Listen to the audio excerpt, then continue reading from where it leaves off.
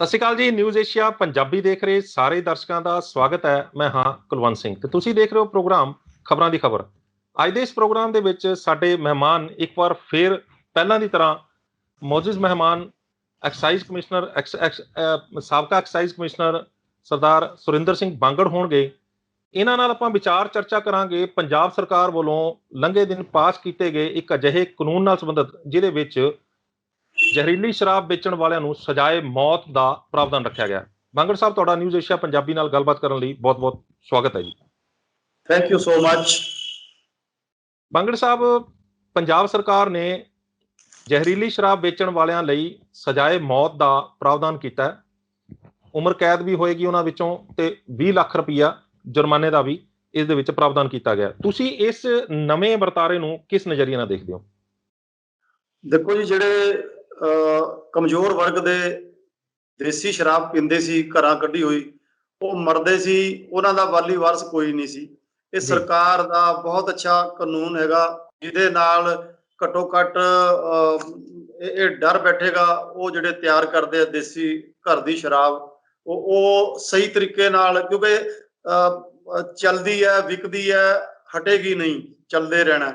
ਲੇਕਿਨ ਘੱਟੋ ਘੱਟ ਡਰਦੇ ਮਾਰੇ ਉਹ ਇਹਨੂੰ ਸਾਫ਼ ਸੁਥਰੀ ਔਰ ਤਰੀਕੇ ਨਾਲ ਬਣਾਉਣਗੇ। ਜਿਹੜੇ ਅੱਜ ਦੀ ਘੜੀ ਉਹ ਅਣਜਾਣ ਹੈਗੇ, ਅਨਪੜ੍ਹ ਲੋਕੀ ਬਣਾਉਂਦੇ ਆ, ਬਣਾਉਣ ਦਾ ਤਰੀਕਾ ਨਹੀਂ ਆਉਂਦਾ ਉਹਨਾਂ ਨੂੰ, ਉਹਨਾਂ ਦੇ ਉੱਪਰ ਹੀ ਰੁਕਾਵਟ ਹੋਏਗੀ, ਡਰ ਹੋਏਗੀ। ਬੜਾ ਅੱਛਾ ਕਾਨੂੰਨ, ਇੱਕ ਤਕੜੀ ਸਰਕਾਰ, ਤਕੜਾ ਸੀਐਮ ਹੀ ਇਹੋ ਜਿਹਾ ਫੈਸਲਾ ਕੋਈ ਲੈ ਸਕਦਾ।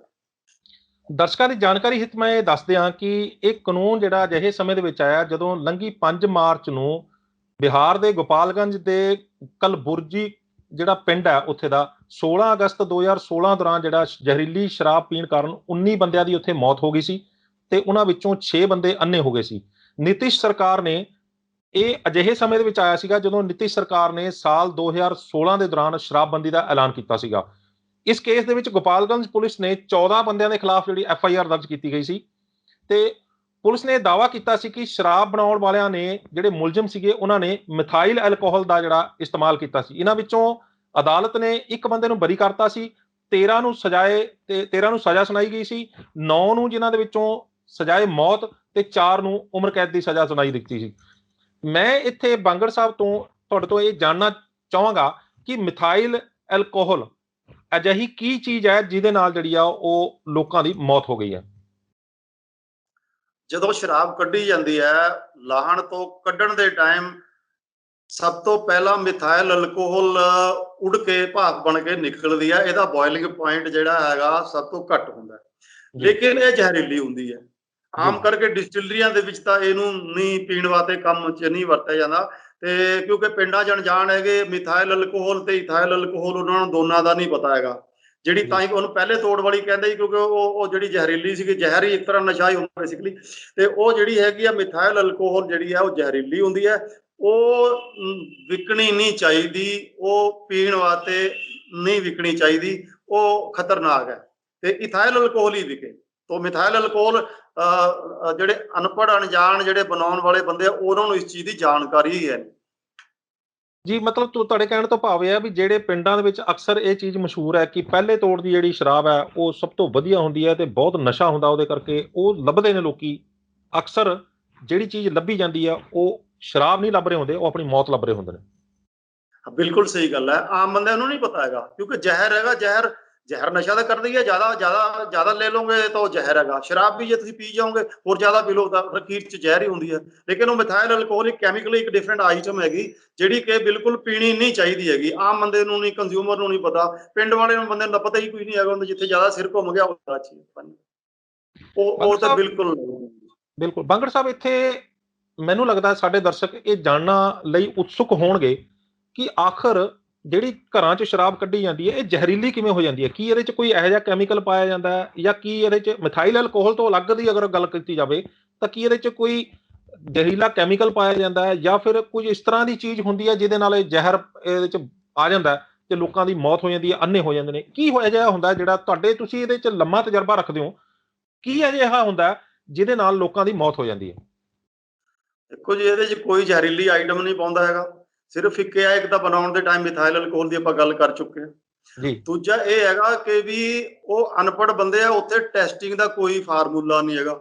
ਜਿਸ ਟਾਈਮ ਬਣਾਉਂਦੇ ਆ ਲੁਕਦੇ ਛਿਪਦੇ ਰਾਤ ਬਰਾਤ ਲੁਕ ਕੇ ਕਿਤੇ ਕੱਢਦੇ ਆ ਇਹਨੂੰ, ਜਿਹੜੀ ਬਣ ਗਈ ਤਿਆਰ ਹੋ ਗਈ, ਉਹਦੇ ਵਿੱਚ ਉਹਦੀ ਡਿਗਰੀ ਕੀ ਹੈ, ਉਹਦੇ ਚ ਮਿਥਾਇਲ ਅਲਕੋਹਲ ਕੀ ਹੈ, ਕੋਈ ਟੈਸਟਿੰਗ ਲੈਬੋਰਟਰੀ ਕੋਈ ਇੰਸਟਰੂਮੈਂਟ ਯੰਤਰ ਨਹੀਂ ਹੈਗਾ, ਤੇ ਉਹਦੇ ਵਿੱਚ ਉਹ ਜ਼ਹਿਰੀਲੀ ਹੋ ਸਕਦੀ ਹੈ। ਅੱਛਾ, ਦੂਜਾ ਮਿਥਾਇਲ ਅਲਕੋਹਲ ਚੈਕਿੰਗ ਦਾ ਕੋਈ ਮੈਥਡ ਨਹੀਂ।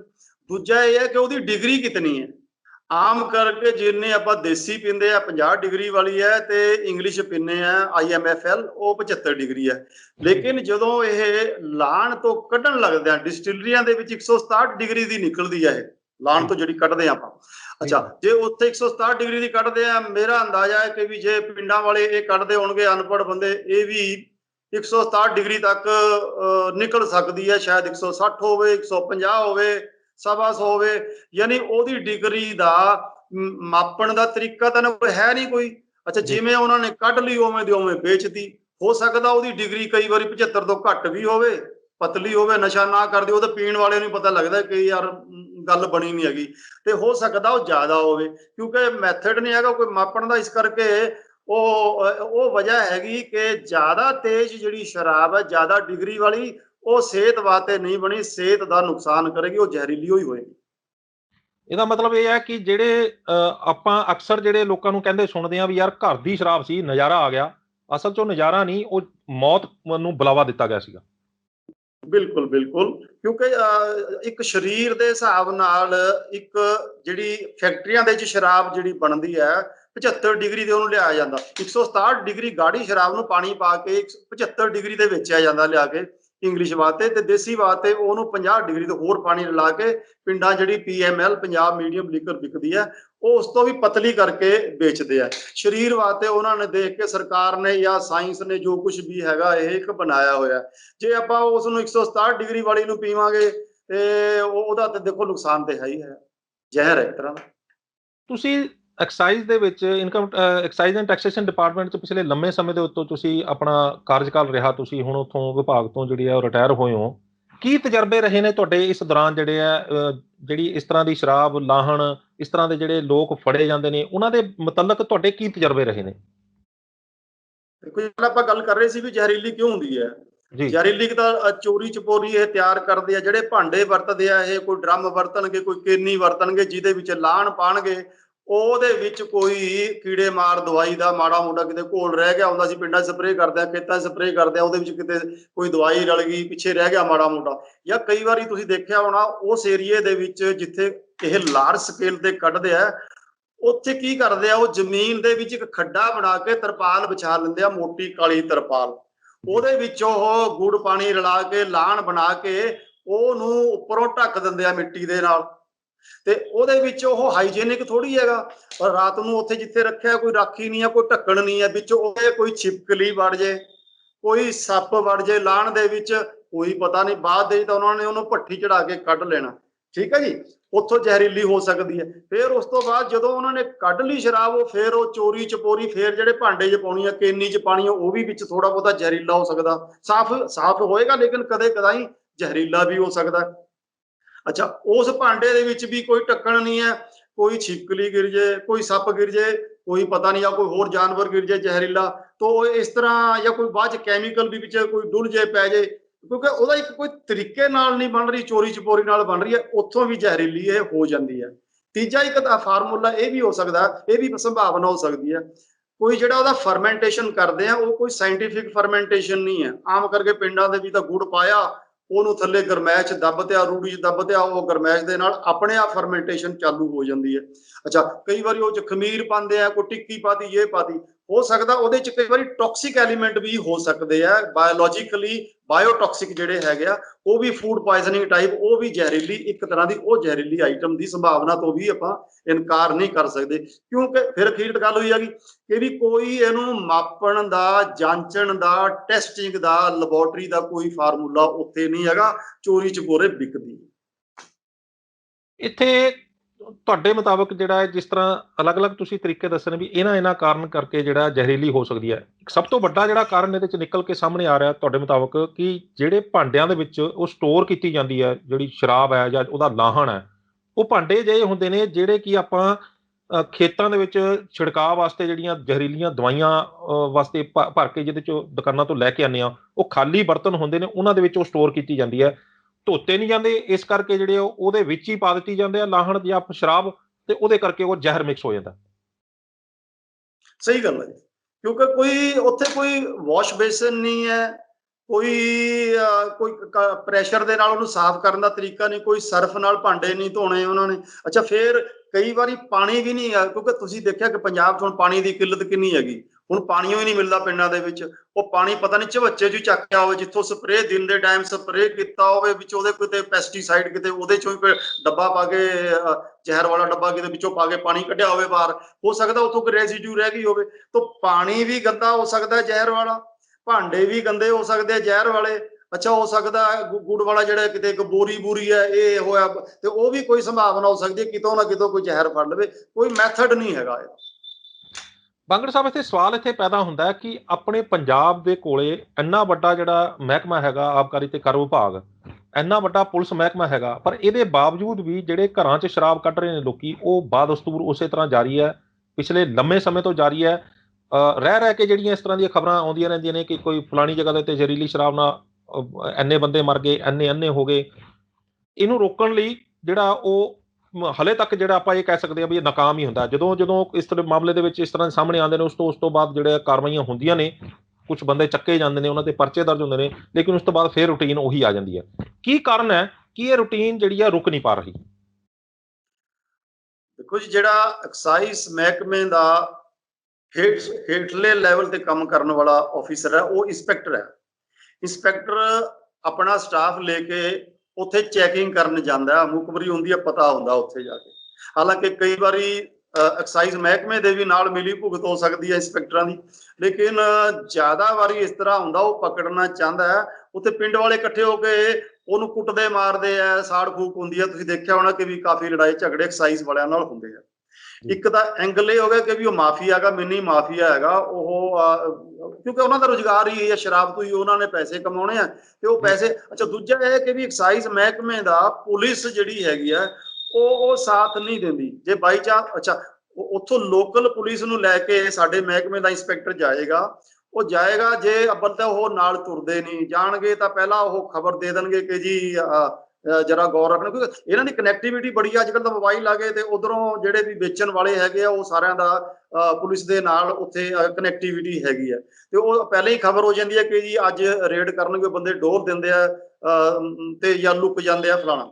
ਅੱਛਾ, ਫਿਰ ਜੇ ਉਹਨਾਂ ਨੂੰ ਫੜ ਕੇ ਵੀ ਲਿਆਂਦੇ, ਆਉਣ ਵਾਲੇ ਆਂਦੇ ਵੀ ਸਾਡੇ ਕੋਲ ਇਹ ਰਿਪੋਰਟਸ ਆਉਂਦੀਆਂ ਕਿ ਜੀ ਨਾਲ ਬੈਠੇ ਬੰਦੇ ਪੁਲਿਸ ਵਾਲੇ ਉਹਨਾਂ ਨੂੰ ਫੋਨ ਕਰੀ ਜਾਂਦੇ ਕਿ ਭਾਈ ਤੁਰੰਤ ਆ ਕੇ ਇੰਤਜ਼ਾਮ ਕਰ ਲਾ, ਨਹੀਂ ਤਾਂ ਤੇਰਾ ਨੁਕਸਾਨ ਜ਼ਿਆਦਾ ਹੋਊਗਾ। ਮਤਲਬ ਇਹ ਕਨੈਕਟੀਵਿਟੀ ਇਸ ਲੈਵਲ ਤੱਕ ਹੈਗੀ, ਤੇ ਉਹ ਪੁਲਿਸ ਜਿਹੜੀ ਹੈਗੀ ਆ ਉਹ ਵੀ ਸਾਡੇ ਮਹਿਕਮੇ ਦੇ ਨਾਲ ਪੂਰਾ ਸਾਥ ਨਹੀਂ ਦਿੰਦੀ। ਜੋ ਸਾਥ ਦੇਵੇ ਤਾਂ ਕੋਈ ਇਤਨਾ ਮੁਸ਼ਕਲ ਨਹੀਂ ਹੈਗਾ, ਕਿਉਂਕਿ ਇਹ ਜਿਹੜੀ 2 ਨੰਬਰ ਦੀ ਸ਼ਰਾਬ ਘਰ ਦੀ ਕੱਢਦੇ ਆ, ਇਹ ਕੋਈ ਲੁੱਕੀ ਨਹੀਂ ਹੁੰਦੀ ਹੈਗੀ। ਪਹਿਲਾਂ ਤੇ ਹੁੰਦਾ ਸੀਗਾ ਕਿ ਵੀ ਚਲੋ ਕੱਢੀ ਜਾਂਦੇ, ਵਿਕੀ ਜਾਂਦੀ, ਲੇਕਿਨ ਅੱਜ ਜਿਹੜੀ ਦੇਸੀ ਸ਼ਰਾਬ ਸਾਡੇ ਮਹਿਕਮੇ ਦੀ ਇੰਗਲਿਸ਼ ਔਰ ਦੇਸੀ PML ਦੇ ਠੇਕੇ ਤਕਰੀਬਨ ਹਰ ਪਿੰਡ 'ਚ ਖੁੱਲੇ ਆ, ਜਾਂ ਜੇ ਠੇਕਾ ਨਹੀਂ ਹੈਗਾ 1 ਨੰਬਰ ਦਾ ਤਾਂ ਉੱਥੇ ਇੱਕ ਖੁਰਦਾ ਦੇ ਕੇ, ਯਾਨੀ ਉਹ ਹਾਲਾਂਕਿ ਕਾਨੂੰਨੀ ਤੌਰ ਦੇ ਉੱਪਰ ਉਹਦਾ ਉੱਥੇ ਵੈਂਡ ਨਹੀਂ ਖੁੱਲਿਆ ਹੁੰਦਾ, ਲੇਕਿਨ ਅੱਜ ਚੱਲ ਰਿਹਾ ਹੈਗਾ ਇਹ ਕੰਮ ਕਿ ਉੱਥੇ ਠੇਕੇਦਾਰ ਦਾ ਅਗਲਾ ਇੱਕ ਛੋਟਾ ਕਰਿੰਦਾ ਹਰੇਕ ਪਿੰਡ ਦੇ ਵਿੱਚ ਬੈਠਾ। ਜਦੋਂ ਉਸ ਪਿੰਡ ਦੇ ਵਿੱਚ ਦੇਸੀ ਸ਼ਰਾਬ ਘਰ ਦੀ ਕੱਢੀ ਹੋਈ ਵਿਕਦੀ ਹੈ, ਉਹ ਕਰਿੰਦਾ ਜਿਹੜਾ ਹੈਗਾ ਖੁਰਦੇ ਵਾਲਾ ਆਪਣੇ ਠੇਕੇਦਾਰ ਨੂੰ ਖਬਰ ਦਿੰਦਾ ਕਿ ਜੀ ਇੱਥੇ ਇਹ ਬੰਦੇ ਕੱਢਦੇ ਆ ਔਰ ਇਹ ਬੰਦੇ ਵੇਚਦੇ ਆ। ਤੋ ਇਸ ਕਰਕੇ ਠੇਕੇਦਾਰ ਜਿਹੜੇ ਹੈਗੇ ਆ ਐਕਸਾਈਜ਼ ਦੇ ਵਿੱਚ, ਕਿਉਂਕਿ ਉਹਨਾਂ ਦਾ ਇੱਕ ਰੈਵਨਿਊ ਨੁਕਸਾਨ ਹੁੰਦਾ, ਉਹਨਾਂ ਦੀ ਵਿਕਰੀ ਨਹੀਂ ਹੋਏਗੀ। ਜੇ ਦੇਸੀ ਵਿਕੇਗੀ ਘਰ ਵਾਲੀ ਤੇ ਉਹਨਾਂ ਦੀ ਵਿਕਰੀ ਨਹੀਂ ਹੋਏਗੀ। ਇਸ ਕਰਕੇ ਉਹ ਪੂਰੀ ਗੌਰ ਰੱਖਦੇ ਕੌਣ ਕੌਣ ਦੇਸੀ ਕੱਢਦਾ, ਤੇ ਉਹਨੂੰ ਉਹ ਆਮ ਕਰਕੇ ਰੋਕਦੇ ਆ। ਉਹਨਾਂ ਨੂੰ ਸਿੱਧਾ ਨਹੀਂ ਸਾਡੇ ਇੰਸਪੈਕਟਰ ਨੂੰ ਲੈ ਕੇ ਜਾਣਗੇ, ਉਹ ਪੁਲਿਸ ਨੂੰ ਲੈ ਕੇ ਜਾਣਗੇ। ਲੇਕਿਨ ਤੁਹਾਨੂੰ ਮੈਂ ਸਮੱਸਿਆ ਦੱਸਤੀ ਹੋਈ ਕਿ ਪੁਲਿਸ ਵਾਲੇ ਜਿਹੜੇ ਬੰਦੇ ਹੈਗੇ, ਉਹ ਬੰਦੇ ਮਤਲਬ ਪੂਰਾ ਸਾਥ ਨਾ ਦੇਣ ਕਰਕੇ ਇਹ ਵੀ ਇੱਕ ਕਾਰਨ ਹੈ। ਇੱਥੇ ਤਾਂ ਆ ਗਿਆ ਕਿ ਹਲੇ ਤੱਕ ਆਪਾਂ ਫੜੇ ਜਾਣ ਦੀ ਗੱਲ ਕਰ ਰਹੇ ਹਾਂ ਵੀ ਫੜੇ ਕਿਉਂ ਨਹੀਂ ਜਾਂਦੇ, ਜਾਂ ਫੜੇ ਜਾਣ ਦੇ ਵੇਲੇ ਜਿਹੜੀ ਕੀ ਦਿੱਕਤਾਂ ਆਉਂਦੀਆਂ ਨੇ। ਹੁਣ ਆ ਜਾਓ ਆਪਾਂ ਕਿ ਜਦੋਂ ਫੜੇ ਜਾਂਦੇ ਨੇ ਤਾਂ ਤੁਹਾਡਾ ਕੀ ਤਜਰਬਾ ਰਿਹਾ, ਜਾਂ ਮਹਿਕਮੇ ਦੇ ਵਿੱਚ ਜਿਸ ਤਰ੍ਹਾਂ ਦੇ ਤੁਹਾਡੇ ਕੋਲ ਰਿਕਾਰਡ ਸਾਹਮਣੇ ਆਏ ਨੇ, ਉਹਦੇ ਮੁਤਾਬਕ ਕਿਸ ਤਰ੍ਹਾਂ ਦੇ ਤਜਰਬੇ ਰਹੇ ਨੇ ਕਿ ਜਿਹੜੇ ਬੰਦੇ ਫੜੇ ਜਾਂਦੇ ਨੇ ਉਹਨਾਂ ਦੇ ਵਿੱਚੋਂ ਕਿੰਨਿਆਂ ਕੁ ਨੂੰ ਜਿਹੜਾ ਉਹ ਕਾਨੂੰਨ ਦੇ ਕਟਹਿਰੇ 'ਚ ਖੜੇ ਹੋ ਕੇ ਸਜ਼ਾਵਾਂ ਮਿਲਦੀਆਂ ਨੇ, ਜਾਂ ਉਸ ਦੌਰਾਨ ਵੀ ਕੋਈ ਦਿੱਕਤਾਂ ਆਉਂਦੀਆਂ ਨੇ? ਦੇਖੋ ਜੀ, ਜਦੋਂ ਉਹ ਉੱਥੋਂ ਫੜ ਕੇ ਲਿਆਂਦੇ ਆ, ਲਾਹਣ ਫੜ ਲਿਆ, ਸ਼ਰਾਬ ਫੜ ਲਈ, ਬੰਦੇ ਫੜ ਲਏ, 6114 ਦਾ ਪਰਚਾ ਕੱਟਦਾ ਐਕਸਾਈਜ਼ ਐਕਟ ਦੇ ਵਿੱਚ। ਐਕਸਾਈਜ਼ ਐਕਟ ਦਾ, ਜੀ। ਅੱਛਾ, ਉਹ ਜਿਹੜਾ ਪਰਚਾ ਹੈਗਾ ਉਹ ਥਾਣੇ ਦੇ ਵਿੱਚ ਕੱਟਣਾ, ਸਾਡੇ ਮਹਿਕਮੇ ਦੇ ਵਿੱਚ ਨਹੀਂ ਕੱਟਦਾ ਉਹ। ਜੀ ਅਸੀਂ ਤੇ ਉਹਦਾ ਜੁਰਮਾਨਾ ਵਗੈਰਾ ਐਕਸਾਈਜ਼ ਦੇ ਵਿੱਚ ਜੁਰਮਾਨਾ ਬਣਿਆ ਆ, ਉਹ ਅਸੀਂ ਐਕਸਾਈਜ਼ ਦਾ ਆਮ ਕਰਕੇ ਜਿਹੜੇ ਸਾਡੇ ਰੈਗੂਲਰ ਵੈਂਡ ਹੈਗੇ ਉਹਨਾਂ ਨੂੰ ਤਾਂ ਜੁਰਮਾਨਾ ਅਸੀਂ ਲਗਾਉਂਦੇ ਆ। ਜਿਹੜੇ ਇਹ ਦਿਸ ਟਾਈਪ ਆਫ ਥਿੰਗ ਹੈਗੀ ਜਿਹੜੀ, ਇਹਦਾ ਜਿਹੜਾ ਪਰਚਾ ਕੱਢੇਗਾ ਥਾਣੇ ਦੇ ਵਿੱਚ, ਥਾਣੇ ਚੋਂ ਪਰਚਾ ਕੱਢ ਕੇ ਉਹਨੇ ਟੂ ਕੋਰਟ ਹੋਣਾ, ਟੂ ਜੀ ਕੋਰਟ ਹੋਏਗਾ, ਜਾ ਕੇ ਕਚਹਿਰੀ ਦੇ ਵਿੱਚ ਉਹਨੇ ਪੇਸ਼ ਹੋਣਾ। ਉਹ ਜੀ ਕੇਸ ਚਲੇਗਾ, ਸਾਲ ਚੱਲ ਜੇ, 10 ਸਾਲ ਚੱਲ ਜੇ, 5 ਸਾਲ ਚੱਲ ਜੇ, ਉੱਥੇ ਗਵਾਹ ਭੁਗਤਣਗੇ। ਅੱਛਾ, ਇਹਦੇ ਵਿੱਚ ਜਦੋਂ ਪਿੰਡ ਚੋਂ ਫੜ ਕੇ ਲਿਆਣੀ ਹੈ ਨਜਾਇਜ਼ ਸ਼ਰਾਬ ਜਾਂ ਲਾਹਣ, ਉਹਦੇ ਵਿੱਚ ਤੁਸੀਂ ਉੱਥੇ ਗਵਾਹ ਵੀ ਤਾਂ ਖੜੇ ਕਰਨੇ ਆ ਨਾ। ਜੀ ਗਵਾਹ ਤੋਂ ਬਿਨਾਂ ਹੁਣ ਜਿਹੜਾ ਇੰਡੀਅਨ ਜੁਡੀਸ਼ੀਅਲ ਸਿਸਟਮ ਹੈਗਾ, ਆਈਪੀਸੀ, ਉਹਦੇ ਮੁਤਾਬਕ ਤੁਹਾਨੂੰ 2 ਇੰਡੀਪੈਂਡੈਂਟ ਗਵਾਹ ਚਾਹੀਦੇ ਆ ਹਰੇਕ ਕ੍ਰਾਈਮ ਦੇ ਵਿੱਚ, ਕ੍ਰਿਮੀਨਲ ਸੀਆਰਪੀਸੀ ਦੇ ਵਿੱਚ। ਤੋ ਉਹਦੇ ਵਿੱਚ ਹੁਣ 2 ਬੰਦੇ ਉਸੇ ਪਿੰਡ ਦੇ ਉਸ ਸ਼ਰਾਬ ਕੱਢਣ ਵਾਲੇ ਦੇ ਖਿਲਾਫ ਲੱਭਣੇ ਇਤਨੇ ਆਸਾਨ ਨਹੀਂ ਹੈਗੇ। ਉਹ ਕੋਈ ਖੜੇ ਕਰਦੇ ਆ, ਜਾ ਕੇ ਉਸ ਟਾਈਮ ਖੜੇ ਕਰ ਲਏ, ਉਹ 5 ਸਾਲਾਂ ਬਾਅਦ ਕਿਤੇ ਗਵਾਹੀ ਹੋਈ, 7 ਸਾਲਾਂ ਬਾਅਦ। ਤੁਹਾਨੂੰ ਪਤਾ ਹੈ ਕਿ ਕੋਰਟਸ ਦੇ ਵਿੱਚ ਕੇਸ ਜਿਹੜੇ ਹੈਗੇ ਆ ਕਈ ਵਾਰੀ ਲੰਬੇ ਹੋ ਜਾਂਦੇ ਆ, ਤੇ ਉੱਥੇ ਜਿਹੜੇ ਉਹ ਗਵਾਹ ਹੈਗੇ ਉਹਨਾਂ ਨੂੰ ਕੋਈ ਗੱਲ ਯਾਦ ਨਹੀਂ ਰਹਿੰਦੀ, ਵਕੀਲ ਉਹਨੂੰ ਸਵਾਲ ਪੁੱਛੇਗਾ, ਉਹ ਗਵਾਹ ਉੱਥੇ, ਅੱਛਾ ਕਈ ਵਾਰੀ ਤਾਂ ਉਹ ਗਵਾਹ ਨਾਲ ਹੀ ਰਲ ਜਾਂਦੇ ਆ ਬਾਅਦ ਚ। ਅੱਛਾ, ਜਿਹੜਾ ਮਹਿਕਮੇ ਦਾ ਇੰਸਪੈਕਟਰ ਹੈਗਾ ਉਹਦੀ ਬਦਲੀ ਕਿਤੋਂ ਉੱਥੇ ਬਦਲੀ ਹੋਰ ਹੋ ਗਈ, ਹੋਰ ਥਾਂ ਤੇ ਹੋ ਗਈ, ਕਈ ਥਾਂ ਤੇ ਬਦਲੀਆਂ ਹੋ ਕੇ ਪਤਾ ਨਹੀਂ ਕਿੱਥੇ ਕਿੱਥੇ ਉਹ ਪਹੁੰਚਿਆ ਹੁੰਦਾ। 100 ਕਿਲੋਮੀਟਰ 200 ਕਿਲੋਮੀਟਰ ਤੇ ਉਹ ਗਵਾਹੀ ਦੇਣ ਜਾਂਦਾ, ਉਹ ਵੀ ਅਖੀਰ ਕਹਿੰਦਾ ਕਿ ਵੀ ਇਹ ਮੇਰਾ ਜਿਹੜਾ ਆਪਣੀ ਜਾਨ ਛੁੱਟੇ ਜਾ ਕੇ, ਕਿਉਂਕਿ ਕੇਸ ਫੜਨ ਤੋਂ ਬਾਅਦ ਉਹਨੂੰ ਵੀ ਦਿੱਕਤਾਂ ਹੈਗੀਆਂ, ਐਕਸਾਈਜ਼ ਇੰਸਪੈਕਟਰ ਨੂੰ ਵੀ ਉੱਥੇ ਜਾ ਕੇ ਗਵਾਹੀ ਦੇਣ ਦੀ। ਸੋ ਇਸ ਕਰਕੇ ਸਾਰਾ ਜਿਹੜਾ ਕੇਸ ਆ ਹੌਲੀ ਹੌਲੀ ਕਈ ਸਾਲਾਂ ਦੇ ਵਿੱਚ ਉਹ ਸਾਰਾ ਜਿਹੜਾ ਹੈਗਾ ਉਹ ਉਹਦਾ ਅਸਰ ਕੁੱਲ ਮਿਲਾ ਕੇ ਜਿਹੜੀ ਕਨਵਿਕਸ਼ਨ ਹੈਗੀ ਹੈ, ਉਹ ਮੇਰੇ ਕੋਲ ਇਸ ਟਾਈਮ ਡਾਟਾ ਤਾਂ ਨਹੀਂ, ਲੇਕਿਨ ਕਨਵਿਕਸ਼ਨ ਕੋਈ ਜ਼ਿਆਦਾ ਨਹੀਂ ਹੈਗੀ। ਕਿੰਨਾ ਰੇਟ ਹੋ ਸਕਦਾ ਇਹਦਾ ਕਨਵਿਕਸ਼ਨ ਦਾ? ਮੈਂ ਇਹਦੇ ਬਾਰੇ ਕੋਈ ਡਾਟਾ ਮੇਰੇ ਕੋਲੇ ਨਹੀਂ ਹੈ, ਮੈਂ ਕੁਝ ਨਹੀਂ ਕਹਿ ਸਕਦਾ। ਠੀਕ ਹੈ, ਹੁਣ ਇਹ ਤਾਂ ਹੋ ਗਿਆ।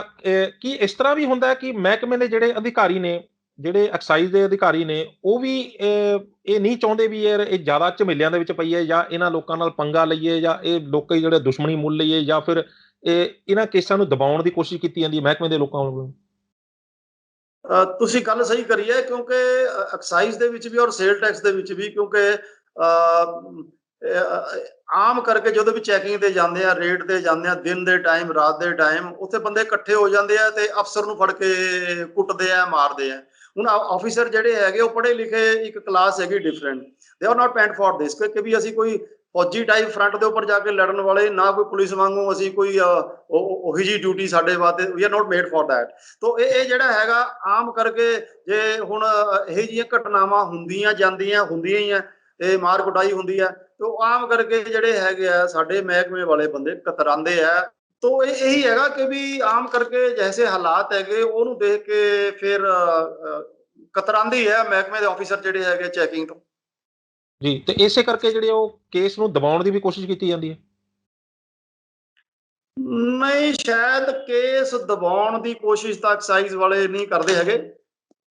ਜੀ ਇਹੋ ਜੀ ਤਾਂ ਕੋਈ ਗੱਲ ਨਹੀਂ ਮੇਰਾ ਖਿਆਲ ਹੈ ਜੀ। ਅੱਛਾ, ਹੁਣ ਅਖੀਰ ਦੇ ਵਿੱਚ ਆਪਾਂ ਜੇਕਰ ਇਹ ਗੱਲ ਕਰੀਏ ਕਿ ਫੜੇ ਵੀ ਗਏ ਬੰਦੇ, ਉਹਨਾਂ ਦੇ ਉੱਤੇ ਕੇਸ ਵੀ ਹੋ ਗਏ, ਪਰ ਜਿਸ ਤਰ੍ਹਾਂ ਦੀਆਂ ਦਿੱਕਤਾਂ ਆ ਰਹੀਆਂ ਨੇ ਉਹਨਾਂ ਨੂੰ ਸਜ਼ਾਵਾਂ ਦੇਣ ਲਈ, ਉਹ ਜਿਹੜੀਆਂ ਨੇ ਆਪਣੇ ਆਪ ਦੇ ਵਿੱਚ ਇੱਕ ਵੱਡੇ ਸਵਾਲ ਖੜੇ ਕਰ ਰਹੀਆਂ ਨੇ। ਭਾਵੇਂ ਉਹਦੇ ਵਿੱਚ ਆਪਾਂ ਅਗਰ ਆਉਣ ਵਾਲੇ ਟਾਈਮ 'ਚ ਜਿਹੜੀਆਂ ਦਿੱਕਤਾਂ ਹੁਣ ਆ ਰਹੀਆਂ ਨੇ, ਉਹੀ ਦਿੱਕਤਾਂ ਜਿਹੜੀਆਂ ਨੇ ਆਉਣ ਵਾਲੇ ਟਾਈਮ ਦੇ ਵਿੱਚ ਸਜ਼ਾਏ ਮੌਤ ਵਾਲੇ ਕੇਸਾਂ ਦੇ ਵਿੱਚ ਵੀ ਆਉਣਗੀਆਂ, ਜ਼ਹਿਰੀਲੀ ਸ਼ਰਾਬ ਵਾਲੇ ਕੇਸਾਂ ਦੇ ਵਿੱਚ ਵੀ ਆਉਣਗੀਆਂ। ਹੁਣ ਤੁਸੀਂ ਇੱਕ ਐਜ਼ ਐਨ ਆਫਿਸਰ, ਤਜਰਬੇਕਾਰ ਜਿਹੜੇ ਅਧਿਕਾਰੀ ਦੇ ਤੌਰ ਦੇ ਉੱਤੇ, ਤੁਸੀਂ ਕੀ ਸਲਾਹ ਦਿਓਗੇ ਵੀ ਇਹ ਕੇਸਾਂ ਨੂੰ ਉਹਨਾਂ ਦੇ ਅੰਜਾਮ ਤੱਕ ਪਹੁੰਚਾਉਣ ਲਈ ਕੀ ਜਿਹੜੇ ਉਪਰਾਲੇ ਕਰਨੇ ਚਾਹੀਦੇ ਨੇ? ਕੋਈ ਜੋ ਕੁਝ ਹੋ ਰਿਹਾ ਹੈਗਾ ਠੀਕ ਹੈਗਾ। ਇਹ ਇੱਕ ਤਾਂ ਐਕਸਾਈਜ਼ ਵਾਲਿਆਂ ਦੀ ਚੰਗੀ ਤਰ੍ਹਾਂ, ਇਹਨਾਂ ਦੀ ਵੀ ਜਿਹੜੇ ਐਕਸਾਈਜ਼ ਘੱਟੋ ਘੱਟ ਜਿਹੜਾ ਸਟਾਫ ਸਾਡੇ ਮਹਿਕਮੇ ਦਾ ਐਕਸਾਈਜ਼ ਕੰਮ ਕਰਦਾ, ਉਹਨਾਂ ਦੀ ਡਰੈਸ ਜਿਹੜੀ ਹੈਗੀ ਹੈ ਉਹ ਡਰੈਸ ਉਸ ਤਰ੍ਹਾਂ ਦੀ ਹੋਵੇ। ਤੇ ਬਾਕੀ ਜਿਹੜਾ ਹੈਗਾ ਕੋਈ ਟਾਈਮ ਬਾਉਂਡ ਹੋਵੇ ਇਹ, ਕਿਉਂਕਿ ਬਦਲੀਆਂ ਹੋ ਜਾਂਦੀਆਂ, ਬਹੁਤ ਦੂਰ ਚਲੇ ਜਾਂਦੇ ਆ। ਤੋ ਇਹ ਹੋਵੇ ਤੇ ਇਹ ਹੀ ਹੋ ਸਕਦਾ, ਕਿਉਂਕਿ ਜਿੰਨੇ ਕਾਨੂੰਨ ਸਖਤ ਹੋਈ ਜਾਂਦੇ ਆ ਤਾਂ ਉਹਦਾ ਖਤਰਾ ਜਿਹੜਾ ਅਲਟੀਮੇਟਲੀ ਹੈਗਾ ਆਫੀਸਰ ਦੇ ਉੱਪਰ ਵੀ ਖਤਰਾ ਵੱਧਦਾ ਜਾਂਦਾ। ਜਿਵੇਂ ਯੂ ਮਸਟ ਹੈਵ ਸੀਨ ਕਿ ਵੀ ਰੇਪ ਵਾਲੇ ਮਸਲੇ 'ਚ ਕਾਨੂੰਨ ਫਾਂਸੀ ਹੋ ਗਿਆ।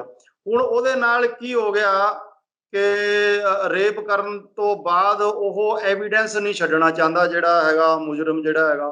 ਤੋ ਇਹ ਜਿਹਾ ਕੁਛ ਤੋ ਇਸ ਮਹਿਕਮੇ ਦੇ ਵਿੱਚ ਵੀ ਖਤਰਾ ਜਿਹੜਾ ਹੈਗਾ ਸਟਾਫ ਵਾਸਤੇ ਹੋਰ ਜ਼ਿਆਦਾ, ਉਹਦੀ ਸਿਕਿਉਰਿਟੀ ਜ਼ਿਆਦਾ ਲੋੜ ਹੈਗੀ ਹੈ। ਤੇ ਇਹੀ ਕਹਾਂਗਾ ਮੈਂ। ਮਤਲਬ ਕਹਿਣ ਤੋਂ ਭਾਵ ਇਹ ਹੈ ਕਿ ਜਿਸ ਤਰ੍ਹਾਂ ਬਲਾਤਕਾਰ ਦੇ ਕੇਸਾਂ ਦੇ ਵਿੱਚ ਸਜ਼ਾਏ ਮੌਤ ਦਾ ਪ੍ਰਾਵਧਾਨ ਕੀਤਾ ਗਿਆ ਤੇ ਉਸ ਤੋਂ ਬਾਅਦ ਜਿਹੜੇ ਮੁਲਜ਼ਮ ਨੇ ਉਹ ਬਲਾਤਕਾਰ ਪੀੜਿਤ ਨੂੰ ਹੁਣ ਛੱਡਣ ਦੀ ਬਜਾਏ ਮਾਰਨ ਲੱਗ ਪਏ ਨੇ, ਤੇ ਅਜਿਹੇ ਕੇਸਾਂ ਦੇ ਵਿੱਚ ਵੀ ਜਿਹੜੇ ਐਕਸਾਈਜ਼ ਜਾਂ ਜਿਹੜੇ ਅਧਿਕਾਰੀ ਹੋਣਗੇ ਉਹਨਾਂ ਦੇ ਲਈ ਵੀ ਜਾਨ ਦਾ ਖਤਰਾ ਜਿਹੜਾ ਉਹ ਵੱਧ ਗਿਆ।